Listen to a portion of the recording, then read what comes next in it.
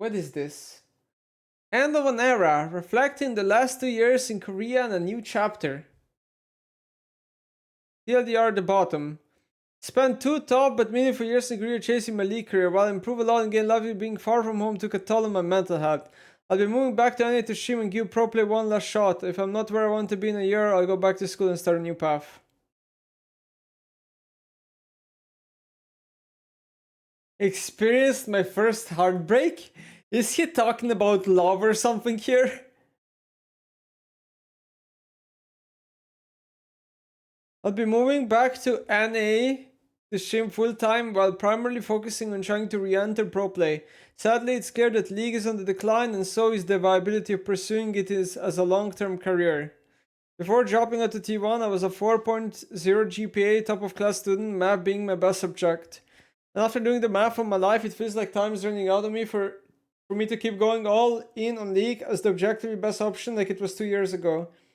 That being said, I'm still very confident in my ability, and I've always been more passionate about competition. The saying goes, a goal without a deadline is just a dream, so I'm giving myself 1 year to see how far I can go if I truly put everything into it with no regrets. And if a year from now I'm not where I want to be, I'll step away, go back to school and start a new path, carrying everything I've learned along the way. There's a couple of things that come to my mind. Like, first of all, yes. So first of all, like, a lot of young, or not even young, a lot of like good players or whatever that are from NA, especially from NA, have this very tough decision in front of them, which years ago you didn't have, and it's the fact that being a pro player from NA fucking sucks. Because it's so that over there. Like, it's so that. You have the worst solo queue, the way the orgs are, the way the teams are, the way like viewership and everything went down over these last few years. Even the co-streamers, there's like no big co-streamer in NA. There's nothing. Like, NA is really rough. Like, even this subject aside, I don't even know what Riot is gonna do, because this year they tried to merge, they killed the LCS brand, they tried to merge the LCS with like Brazil or whatever, and that shit fucking backfired. They did a lot of changes where like they're playing the live patch always and this and that. And I think they have a lot of good content. Like, I saw like this like pro series that they have on YouTube and stuff. They and like the casters and stuff. Like, I think they still have like a lot of good things going for them. It's just like, I don't know, viewership is just not there. Like, I guess people in America are not playing League anymore, especially like the young kids. So like the whole player base is aging constantly. So it's really rough. But yeah, going back to this subject, like, it's really tough, because if you're a really good player, what are your options, right? What are your options? Like, you try to go pro in NA. First of all, it's mega gamble, because you usually have to go through academy system for a year or two, and then you need to promote to the main team, and then like you constantly need to prove yourself. Then it's also like a huge part is playing, like luck plays a huge part here, because maybe you go to the academy team where people are just like fucking boosted, the managers or whatever, and they don't like actually realize how good you are or whatever, and or maybe you're just gripped by insanely bad teams, or it's just such a big problem. Then it's also like, you know, like salary wise, right? Like, are you even getting a good salary being a professional player? Like, if you're the best player in League objectively, but you have no brand, or you're just a rookie, you're gonna get fucking scammed.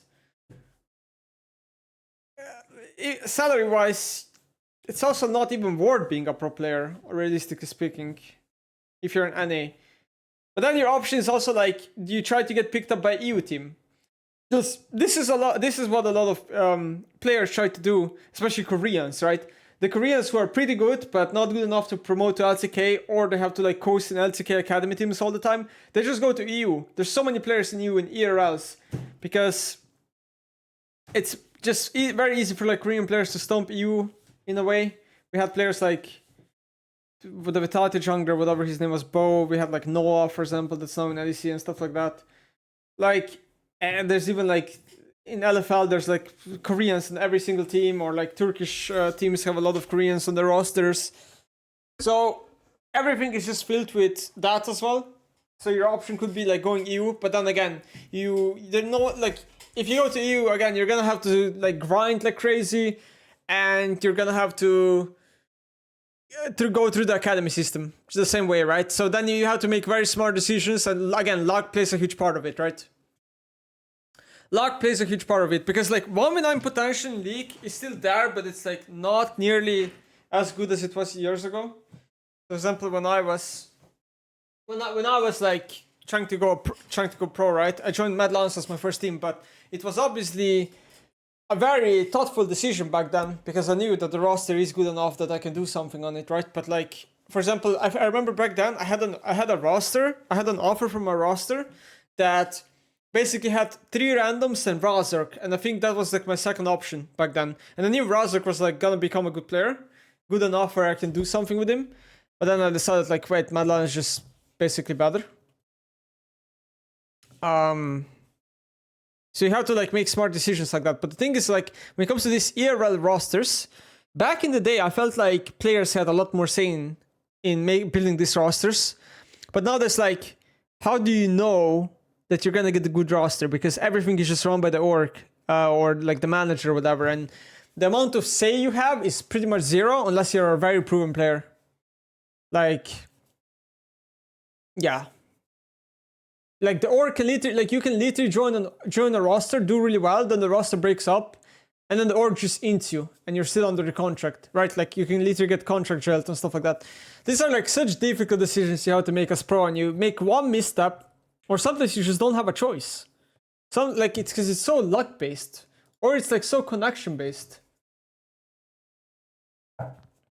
So I'm just thinking like from Griffin's POV, what is his option even? Right, but he went for the like a different option. So he had like a very unique opportunity to join T1 Academy, which most Western players will never get an opportunity to. So he went to T1 Academy, but it didn't really result into anything. So like basically, from my understanding of thinking about this for the last couple of years, it kinda seems like going to an academy in Korea is absolutely useless. I actually think it does no good. Like, just thinking about the players that went there and what happened with the players playing there. Because we had Griffin and Reckless, and I just think in both cases, I mean, okay, in Reckless' case it's a bit different, but in Griffin's case specifically, it doesn't actually translate anything out of being there. Besides you just being a better player. But if you go there mainly for like solo queue and stuff, which is also fine. Again, there's other risks that come with it, which is mental health, as he's talking about. You're away from your family. Playing Korean solo queue is insanely mentally draining, and like the way Korean culture is, you'll have to like basically be perma grinding, have no social life, no life whatsoever outside of League. So that's like most players will already crumble at that. Like the fact that he was able to make this is already impressive, because like I would be willing to bet 99% of pro players will just crumble. They will not be able to go through Korean academy system. It takes special type of player to be able to survive that. The problem in his case, in my opinion, is that he was there for 2 years, which is just too long. Like you can max go 1 year. You can never go 2 years. You can never go 2 years, because if people are not gonna pick you up after 1 year, they will not pick you up after 2 years. There will be no opinions being changed, or nothing will be changed after that. So like at max, if you go to Korea on an academy system, you can at max go 1 year. It can never be 2. IMO.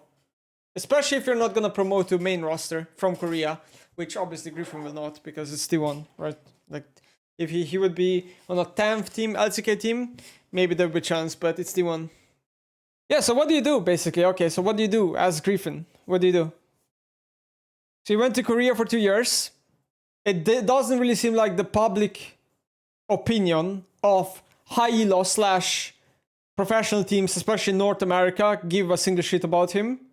Maybe they do. Maybe I'm being delusional here, but I feel like, I mean, again, I don't know, but I feel like by now people should have already reached out to him, right? If they did. Again, I don't know if they did. I just have a feeling they didn't, but I have no idea. So what do you do now? You go back to NA and you start grinding solo queue for 1 year, and then you hope, and then you're probably gonna have to go through academy system. It's just the same dog shit again, which he probably should have just started 2 years ago instead of going to Korea in a way, right? Man, it's so tough to be a pro player. It's so tough actually to become a pro player, I meant. Especially if you're very talented, because he is. It's very tough. I don't even know what I would do myself. I mean, myself, I would rather be a content creator over pro player any day of the week. The way things are right now, like pro player is just a way worse path than being a content creator. We've had players in NA that were kind of young and had shown some potential in a way, like Revenge, for example, from NA, right?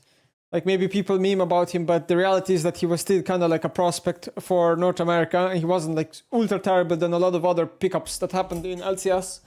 And he was like a pro player for like a year or two, and then he just quit, and now he's like doing other shit, being a doctor, whatever the fuck. There's so many players like that. Like NA is just not getting any new players almost whatsoever, no? What was the last time there was like a new hyped up prospect in NA that did well? The last thing that comes to my mind is Maso from FlyQuest. That is literally one player. Or maybe Sniper from 100 Thieves. But that one was more well known. That's like 2 players out of like... in like... how many years? You know what I mean? Like, it's just bad. They actually have so little talent over there. And even when they do have talent, it's often just not picked up because of incompetence.